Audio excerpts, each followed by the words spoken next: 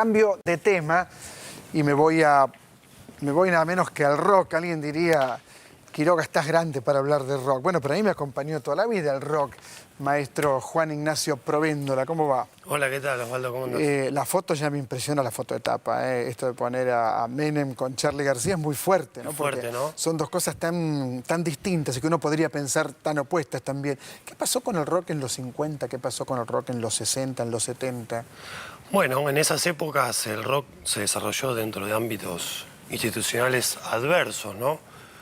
Y esto es bueno aclararlo porque muchos se preguntan si el rock perdió su carácter contracultural habida cuenta de los vínculos que tienen con el poder político, las simpatías que muchos músicos manifiestan sobre determinados políticos y candidatos.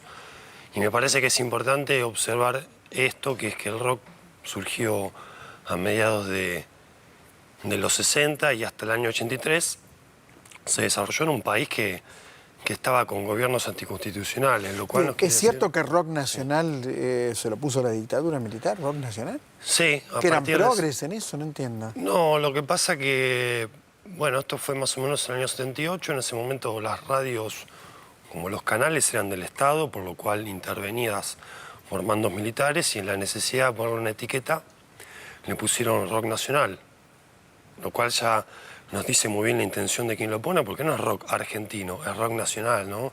No es de un territorio, es de una nación.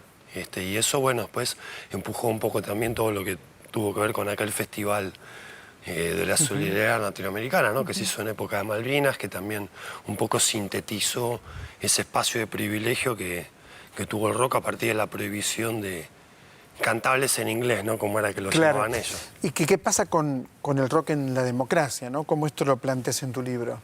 Bueno, a mí me parece interesante el proceso que se produce a partir del 83 y que se va acentuando en los 90 y bueno, en los tiempos que corren, porque se le impone al rock el inédito desafío de tener que desarrollarse en democracia, algo que no había sucedido, porque el rock, como señalamos, comienza en el 66, golpe de Onganía, y hasta el 83, salvo un breve periodo peronista, fue todo gobierno militar. Así que, bueno, es el desafío de tener que acompañar, ¿no? y consolidar la vida institucional. En ese sentido, bueno, me parece que en los 80 hay más que nada una apertura de expresiones, ¿no? De expresiones artísticas más que políticas.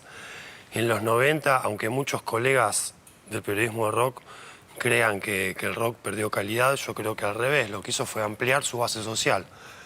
Hasta principios de los 90 el rock era una expresión claramente burguesa, de clase media, y a partir de los 90 se amplía, se vuelve una expresión proletaria, de clase trabajadora. Yo lo veo como algo saludable, porque es ahí cuando el rock se populariza, aparecen los grandes shows de estadio.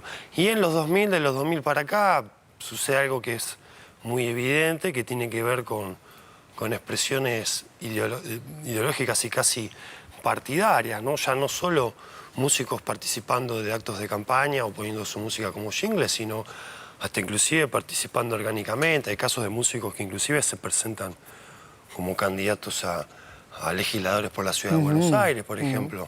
El caso de la Unión de Músicos Independientes, que es un colectivo de músicos que propone un proyecto de ley de la música, ¿no? Vemos ahí como un movimiento colectivo, cierto espíritu de cuerpo, en contraposición a la imagen que nosotros tenemos del rockero, del rockstar, muy parado en su ego, ¿no?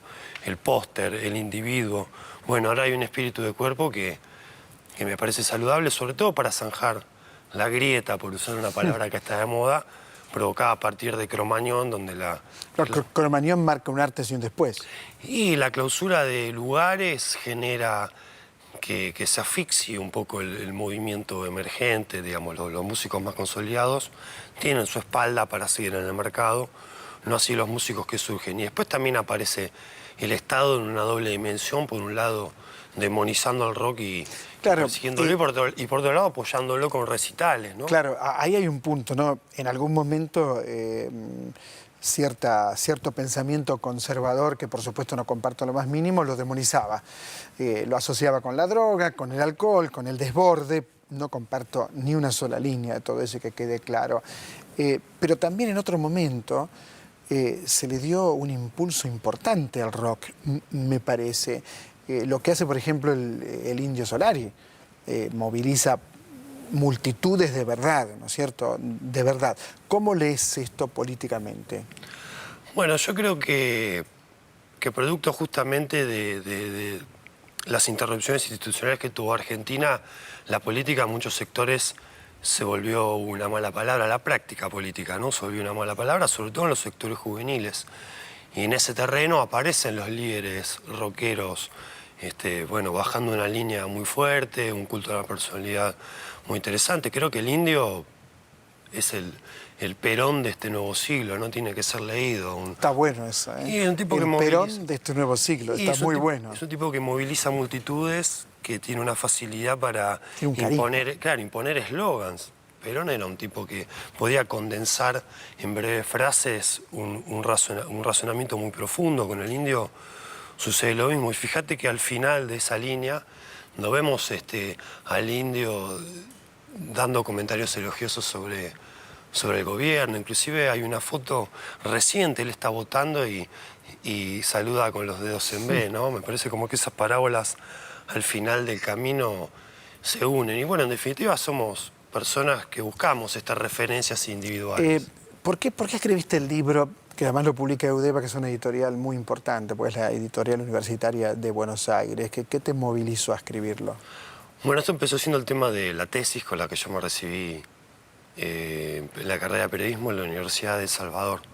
Así que ahí tuve como una experiencia preeditorial, porque las tesis siempre, las facultades siempre te designan un tutor. Bueno, Alfredo Mason, aprovecho a saludarlo, no lo vi desde que presenté la tesis hace 10 años. Así que le mando un abrazo grande, es un tipo que hizo muchos libros sobre peronismo, un tipo de izquierda, bueno, yo lo admiro mucho, espero que esté contento por este laburo. Él me hizo como un trabajo de editor, ¿no?